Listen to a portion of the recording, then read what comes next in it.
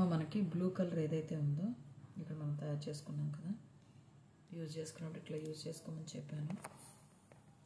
ఇక్కడ మనకి బ్లూ ఎక్కడుంది ఒకసారి క్లారిటీ చూసుకోండి. ఇక్కడ ఫ్లవర్స్లో బ్లూ ఉంది, ఇక్కడ మాత్రం ఎల్లో ఉంది, ఓన్లీ ఇక్కడ. ఓకే, కానీ ఇక్కడ మీరు ఎల్లోని ఎలివేట్ చేయండి. ఇక్కడ 4 కూడా ఎల్లోలో వేయండి, కొంచెం ఎక్కువ అందం వస్తుంది. సో ఇక్కడ బ్లూ బ్యాక్గ్రౌండ్ని ఎట్లా వేస్తున్నాము, డిజైన్ ఏదైతే ఉందో పెన్సిల్తో చక్కగా నీట్గా వేసుకున్నాం కాబట్టి ఇక్కడ ఆల్రెడీ వేసాము, రెడీగా లేదా. ఈ డిజైన్ ఇక్కడ చూడండి, మీకు చెప్తాను డిజైన్ పక్క నుంచి వేయడం రావాలి, రెండు ఒకేసారి కలిసిపోకూడదు అని. జాగ్రత్తగా దీని పక్క నుంచి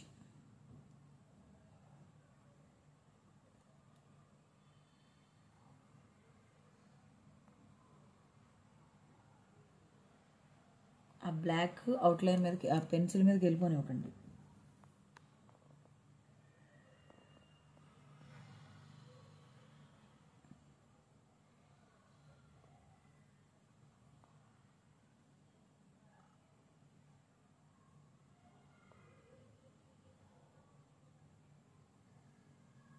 చాలా క్లారిటీగా జాగ్రత్తగా చూసుకోండి అమ్మా.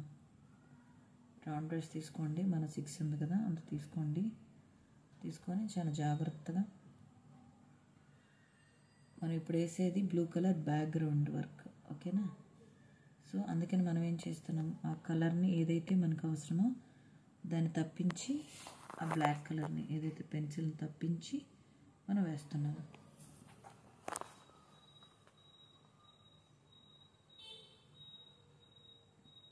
సో ఇక్కడ ఇది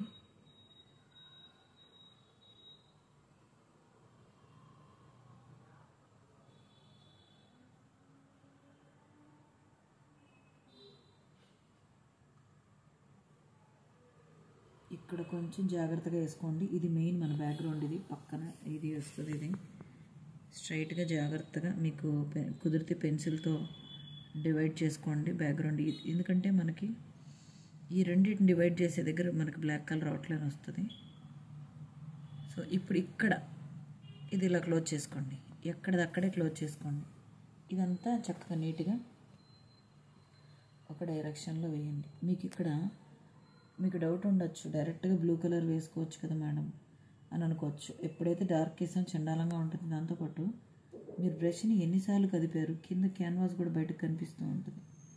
సో ఎప్పుడైతే మనం చేయాల్సిన, అంటే అన్నిటికి కాదు, ఎప్పుడైతే మనం చేయాల్సిన దాంట్లో లైట్ కలర్ కలుస్తుందో థిక్నెస్ పెరగడం వల్ల కింద జార్లు అట్లాంటివి ఏమీ రావు.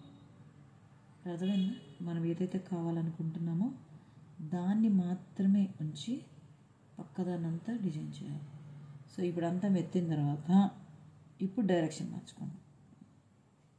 ఒకే డైరెక్షన్లో ఉండాలి అంతా, అడ్డము నిలువు ఏదైనా ఒకటే.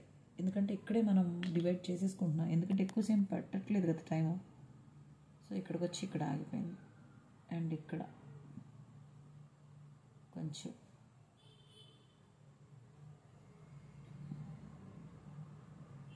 ఇక్కడ ఫిల్ చేసుకోండి.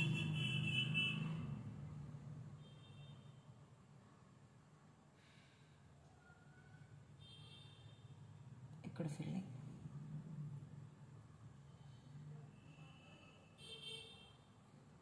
ఇక్కడ అండ్ ఇక్కడ. ఇప్పుడు ఇది యాక్చువల్లీ మనకి బోర్డర్ దగ్గర వచ్చేటువంటి లైన్ కాబట్టి చాలా జాగ్రత్తగా బోర్డర్ వేయండి. ఇదంతా ఇంకా ఫిల్లింగ్. మీకు ఇది డిజైన్ చూస్తూ ఉంటే అర్థమవుతుందమ్మా ఏది బ్యాక్గ్రౌండ్ వేస్తున్నామో ఏది డిజైన్ కోసం వేస్తున్నామని. ఒకవేళ అన్ఎక్స్పెక్టెడ్లీ మిస్టేక్ వచ్చింది, సో అప్పుడు ఏం చేస్తారంటే మీరు దాన్ని వదిలేయండి. డ్రై అయిపోయిన తర్వాత మీరు మీకు కావాల్సిన కలర్తో చేసుకోవచ్చు. చిన్న చిన్న మిస్టేక్స్ వస్తున్నాయి. ఇక్కడ డార్క్ కలర్ యూజ్ చేసామంటే మనకి ఇబ్బంది ఉండదు, అది చిన్న చిన్నవి వెళ్ళిపోతాయి అన్నమాట. లైట్ కలర్ యూజ్ చేస్తే మాత్రమే కొంచెం వైట్తో టచ్ చేసుకొని ఆ కలర్ని తయారు చేసుకోవచ్చు.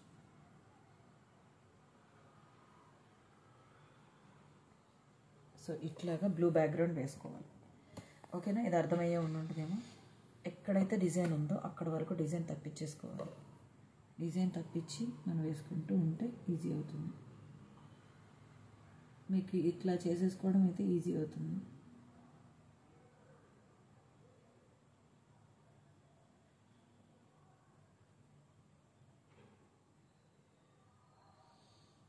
ఒకవేళ జస్ట్ ఏమైనా మిస్టేక్ జరిగినా పర్లేదు, మనం మళ్ళీ దాంట్లో స్కిన్ కలర్తో యూజ్ చేసుకున్నాం. హైలైట్ మీరు ఏదైతే చేయాలనుకున్నా దాంట్లో రౌండ్ పెట్టేయచ్చు, ఏం కాదు. కానీ అటెంప్ట్ చేయండి, భయపడకుండా చేయండి, ఏం కాదు. అది చేస్తేనే మీకు వర్క్ చేయడం వస్తుంది.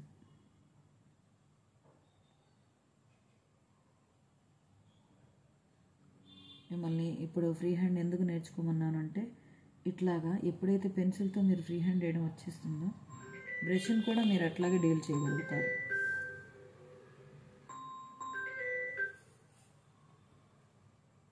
ఇక్కడ ఇలా తీసుకోండి, ఇంకెక్కడి నుంచి మొత్తం అంతా కూడా డ్రాగ్ చేసుకోండి.